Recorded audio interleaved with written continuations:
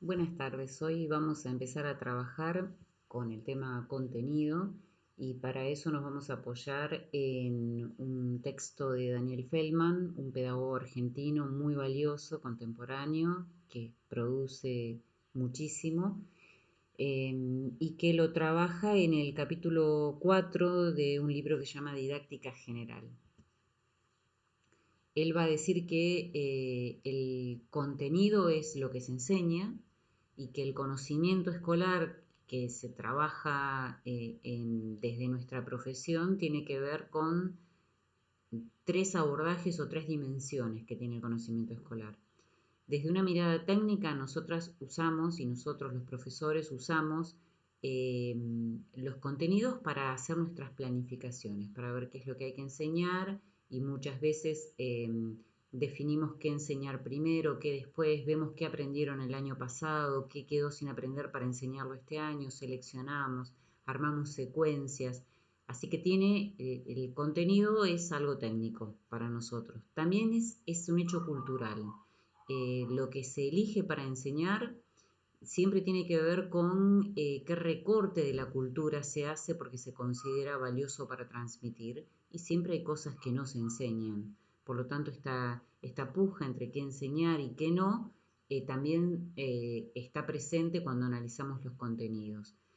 Y tiene además una dimensión política, política porque es a nivel de los gobiernos que se decide qué enseñar y se marca la política educativa y qué enseñar y a quiénes y en qué momento enseñar algo que es muy valioso e importante, implica una decisión de a quién transmitirles el poder de ese conocimiento y a quiénes no. Tiene además entonces, es absolutamente social porque tiene que ver con el poder y con el control que quienes marcan la política educativa deciden que hay que enseñar y con los reclamos que se hacen socialmente a estas decisiones.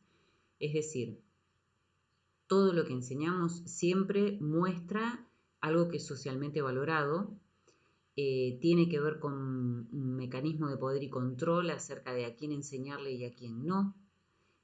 Por ejemplo, en algunas escuelas se enseña inglés desde cuarto grado y en otras desde sala de 3 o jardín maternal. ¿Por qué a algunos se les enseña antes y a otros no? En algunas escuelas se enseña guaraní en Misiones y en otras no. ¿Por qué? Esos son decisiones de poder y de control. Y al mismo tiempo, el contenido es social porque exige la unión de distintas esferas de lo social. Lo que nosotros enseñamos en la escuela, lo que nosotras trabajamos y ofrecemos a nuestras y nuestros estudiantes, tienen que ver con transportar contenidos de otras áreas del saber, por ejemplo, de la biología, donde se descubren formas nuevas de vida y con una complejidad asombrosa y con propósitos investigativos se hace eso en el campo de la biología y yo lo tengo que enseñar en biología de cuarto grado, de primaria, de cuarto año de primaria. ¿Cómo lograr que esos conocimientos que tiene un experto que los desarrolló en un contenido específico, en ese contexto primario de producción, pueda ser adecuado y transmitido en un contexto secundario muy alejado en avance de conocimientos como es un cuarto año de la primaria, es todo un desafío para este segundo contexto de conocimiento que es la escuela. Lundgren le llama esto un problema de representación, es decir, ¿cómo hago para transmitir ese saber tan complejo, con qué lenguajes, con qué códigos, en distintas etapas del nivel educativo? Y sabiendo que contenido es todo, el contenido es lo que yo voy a transmitir, pero también es la forma en la que lo transmito, también es los recursos que yo uso, también es lo que no enseño. Feldman va a decir que la escuela enseña muchísimos contenidos por muchos medios, enseña contenidos de disciplina, enseña contenidos de jerarquías sociales, enseña contenidos eh, que tienen que ver con cuestiones más prácticas, con valores. Él va a decir, los contenidos en los que me voy a enfocar para explicar esto son los contenidos que están en el programa, en mi planificación, en lo que yo tengo que enseñar intencionalmente, no los que hago o los que enseña la institución escolar más allá de los contenidos que están en el diseño curricular. Iba a decir, bueno, dentro de esos contenidos, yo lo que tengo que ver es cómo se adaptan de acuerdo a lo que yo quiero enseñar y cómo eso, si es adaptado o no a lo que yo tengo que enseñar, cómo representarlos para poder compartirlos a través de códigos comunes con mis estudiantes. Es decir, de ese primer saber científico o académico que tuvo el biólogo que descubrió esta nueva forma de vida en el ámbito de la ciencia, que no tiene nada que ver con la escuela, ni le importa después cómo va a enseñar, cómo va a ser enseñado, hay una primera transformación de ese saber que es considerarlo si es enseñable o no, si se va a enseñar y transmitir y en qué niveles educativos. De esto se encarga un grupo técnico que trabaja en el Ministerio de Educación y que elige cómo hacer el diseño curricular, qué contenidos enseñar o no. Pero ahí ya hay una transformación, porque yo elijo esto no, esto sí, pero nada más que hasta acá, y va a conformar lo que se llama el currículum. Ese currículum que dice qué es lo que hay que enseñar en cada grado, en cada año, en cada sala, a su vez llega a manos de la maestra o del profesor y esa misma persona va a decir, acá dice este contenido, ¿cómo lo enseño? ¿Con qué recursos? ¿A través de qué ejemplos? ¿Con qué diálogos? ¿Con qué texto? Y todo eso es una segunda transformación. Entonces, ese primer saber científico se transformó a nivel ministerio en un saber a enseñar y llegó a ser un saber enseñado cuando realmente se concretó la clase en el aula. Esa transformación que va sufriendo el contenido tenemos que estar muy atentos para que no termine siendo una desviación, o sea, una deformación que por simplificar ya terminé desvirtuando lo que significaba y lo lamento, o por el contrario, que para mí sea un desafío plantearme cómo lo formulo. Para esta situación de sexto año de la primaria, ¿cómo lo presento? ¿Con qué propósito? De acuerdo a mi auditorio, que son mis estudiantes de sexto año, ¿qué desafíos de conocimiento les propongo o no respecto a este contenido? Sabiendo que el contenido también tiene acento en determinados rasgos. Siempre que yo enseño hay informaciones, hay teorías, hay conceptos, es decir, hay contenidos con más peso conceptual, pero mientras estoy enseñando también estoy enseñando otro tipo de contenidos, porque estoy enseñando metodologías, procedimientos. Si estoy enseñando la Revolución de Mayo como un saber qué, como información, como un concepto, también estoy enseñando cómo usar una línea de tiempo, y eso es una metodología, un procedimiento, una técnica. Y al mismo tiempo estoy valorando el pasado que permitió que no fuéramos hoy una colonia y el valor de lucha por la independencia de los pueblos. Entonces estoy desarrollando actitudes.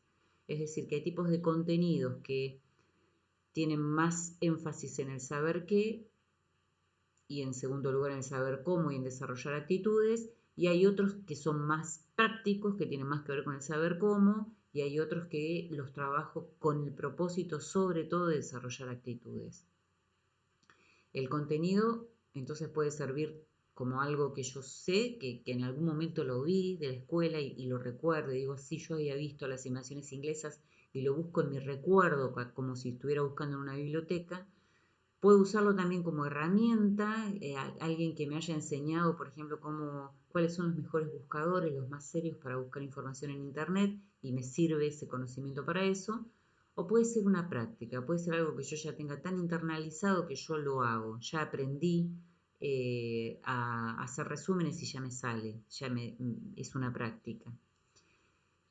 En todos los casos, cuando estemos trabajando, vamos a tener que seleccionar, porque vamos a tener a nuestra disposición un diseño curricular y vamos a tener que ser conscientes de que muchas veces no podemos enseñar todo y que para elegir tenemos que siempre problematizar por qué elijo esto y no otras cosas. Hellman nos propone algunos principios de selección y dice, por ejemplo, que eh, cada año que yo enseño una materia lo voy a actualizar. Se supone que si hay nuevos conocimientos los voy a incluir.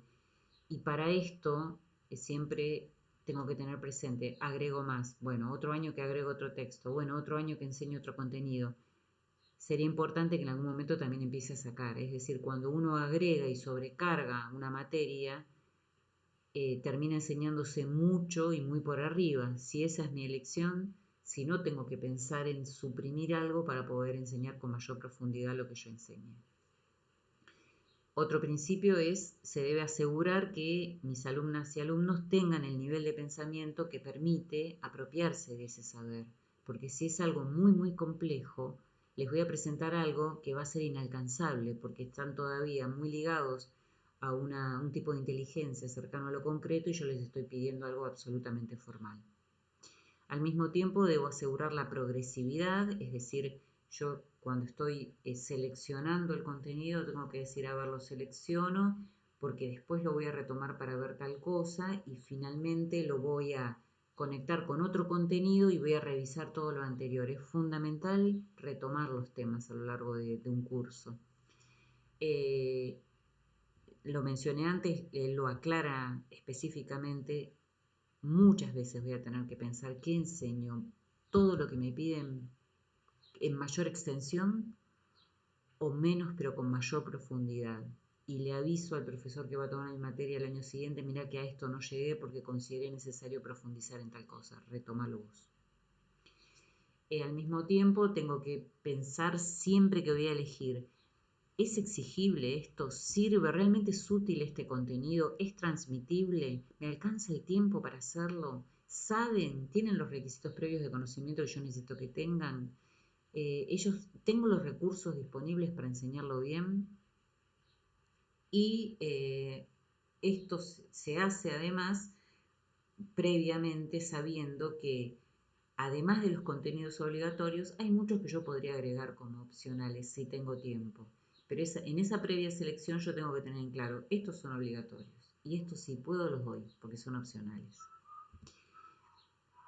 Una de las últimas cuestiones que plantea Feldman es que la forma de organizar los contenidos para que los enseñemos, la más típica es dividirlos por materia y esa es una forma segmentada porque los saberes a nivel social no se presentan tan recortados, aunque sí cuando se llega a un nivel de mucha especialización. Entonces, los contenidos pueden estar organizados de manera segmentada por disciplinas, por ejemplo, historia, geografía, como se hace en la secundaria, o de otra forma segmentada en que se presentan quizás un poquito menos segmentada, es agrupándolos por áreas, que es cuando hablamos de ciencias sociales y estamos incluyendo historia, geografía, formación para la ciudadanía.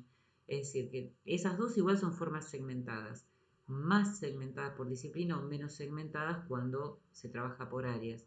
Pero hay otras formas muy poco frecuentes de trabajar a nivel curricular, pero sí a nivel aula, que tienen que ver con agrupar y relacionar las materias. Por ejemplo, los centros de interés. El centro de interés tiene que ver, por ejemplo, en una sala en la que se está construyendo en el barrio y en sala de cuatro tengo un montón de nenes que están construyendo la casa y yo tomo el tema la vivienda, porque es un centro de interés que está ahí y en base a ese centro de interés yo organizo todas las materias y todas las áreas que tengo que enseñar en base a la vivienda. Entonces enseño desde prácticas de lenguaje desde la vivienda, matemáticas desde la vivienda, el contenido social desde la vivienda. Eso sería una forma que existió en los 60 y en los 70 hasta de hacer el diseño curricular y que globalizaba, trataba multidisciplinarmente un tema. Entonces ellos veían la relación de todas las materias en cada tema. Y la otra forma es por proyectos. Uno de los proyectos, por ejemplo, puede ser que mejorar la comunicación que existe entre la escuela y la comunidad y para eso abrir una radio que transmite de 8 a 9 todos los días y que tiene alcance local, que es un proyecto importantísimo, igualmente por la tecnología y por todo lo que implica. Si realmente se concreta esto, y hay escuelas que lo han hecho, hay una escuela en Ezeiza que tiene una radio especial, eh, para armar la radio también se enseña todo multidisciplinarmente, es decir, se enseñan saberes técnicos, saberes de lectura para poder leer los avisos que se van a leer, saberes de escritura para poder escribir los guiones de lo que se va a emitir por la radio, saberes de matemática para calcular el costo de los implementos que vamos a utilizar y cómo solventarlos, saberes de historia para conocer la historia de la radio, para conocer cosas de nuestra propia historia y transmitirlos en efemérides en un programa de la radio. Es decir, un proyecto que implica la solución de un problema o la construcción de un producto eh, es la ocasión oportuna para establecer una planificación común entre varias áreas y que todas converjan alrededor de un centro, de un propósito, de un proyecto. Algunos ejemplos de cómo se presentan los contenidos. Este es de Ciencias Sociales, cuarto año, escuela primaria. Los invito a leer este contenido. Revoluciones y guerras de la independencia, intentos de creación de un nuevo orden en las Provincias Unidas del Río de la Plata. Fíjense que está dentro de contenidos en la columna conceptos. Y al lado nos dicen qué modos de conocer puedo trabajar yo en mis estudiantes para alcanzar este conocimiento. Entonces me sugieren que exploren imágenes de época, que miremos videos, que miremos pinturas, que describan en textos breves algunas causas del crecimiento del poder de los criollos, que observen mapas. Los diseños curriculares son muy completos, los vamos a ver más adelante, pero tienen toda esta cuestión de que nos presentan el concepto y nos dan ideas de cómo darlo, y al mismo tiempo nos señalan indicadores de avance, es decir, cómo podemos ver si está progresando el estudiante, aunque no haya llegado del todo a esto, en qué etapa intermedia está. Por ejemplo, ¿ya identifica causas y consecuencias de los procesos sociales? Eso es un gran avance. ¿Es capaz de obtener información de diversas fuentes? Eso es un gran avance. ¿Lee mapas históricos? Es un gran avance. Este es un ejemplo de contenidos primarias, ciencias sociales. Este es de inglés y tiene una organización bastante parecida. Los contenidos están, esto es una sola página y está incompleta, pero están agrupados en contextos, exponentes lingüísticos y géneros, y a su vez tienen también modos discursivos. Ustedes van a ver que, por ejemplo, en algunos de los contextos son mis amigos. Los modos de conocer, las herramientas que tienen para conocer esto, tienen que ver con que lean, escriban, describan, analicen, interpreten a partir de procedimientos como, por ejemplo, dibujos, videos, hacer máscaras, hacer un blog. Y para eso, en el área de la lectura, si lo que están trabajando es algo de este primer contexto, está bueno que lean poesías con rima, que empleen estrategias de lectura adecuadas y que cuando tengan que escribir, escriban, por ejemplo, cartas personales de presentación en las cuales se describan. Esto es forma de presentar los contenidos en inglés. Último ejemplo de presentación de contenidos, esto es en nivel inicial. En nivel inicial, el contenido, por ejemplo, reconocimiento de algunos aspectos de la vida social, las instituciones y los trabajos, tiene ellos fíjense que lo que antes nosotros llamábamos indicadores de avance, en nivel inicial se llaman trayectoria desde hacia. Entonces, al iniciar las experiencias, se espera que de este contenido reconozcan algunas relaciones entre las instituciones y los espacios sociales en los que están para satisfacer sus necesidades. Por ejemplo, una unidad sanitaria. ¿Por qué está? ¿Para qué sirve? ¿Por qué le interesa a la gente que está ahí? Eh, ¿Qué trabajos se desempeñan dentro de la unidad sanitaria? ¿Quiénes están trabajando ahí adentro? Esto podría ser al iniciar la experiencia. Ustedes lo pueden pensar desde, bueno, es lo que se haría en sala de 3, pero también puede ser para chicos nuevos de sala de 4, o puede ser cuando están presentando un tema que lo retomen para analizar otra institución. De mayor desarrollo sería que se aproximen a las normas del funcionamiento de las instituciones, entonces que conozcan esa unidad sanitaria, que sepan cómo se trabaja, cómo se pide turno, qué especialidades tiene, qué normas institucionales tienen. Y al finalizar la experiencia con respecto a este contenido, se espera que ya reconozcan las relaciones entre las funciones que se cumplen ahí y la formación que tienen que tener para ese trabajo las personas. Si es una fábrica, con lo que fabrican, si es una unidad sanitaria, cómo se hace para ser enfermera, cómo se hace para ser administrativo, cómo se hace para ser médico.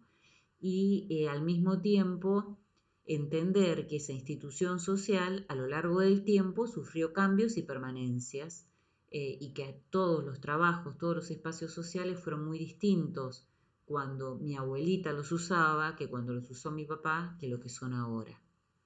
Y a su vez hay cosas que siempre permanecieron a lo largo de estas generaciones. Bueno, estas son distintas formas de presentar los contenidos en distintas áreas, en distintos niveles, y las vamos a ver más en profundidad, es decir, el tema contenidos continúa con nuestro próximo tema que es el de el diseño curricular. Hasta la próxima clase.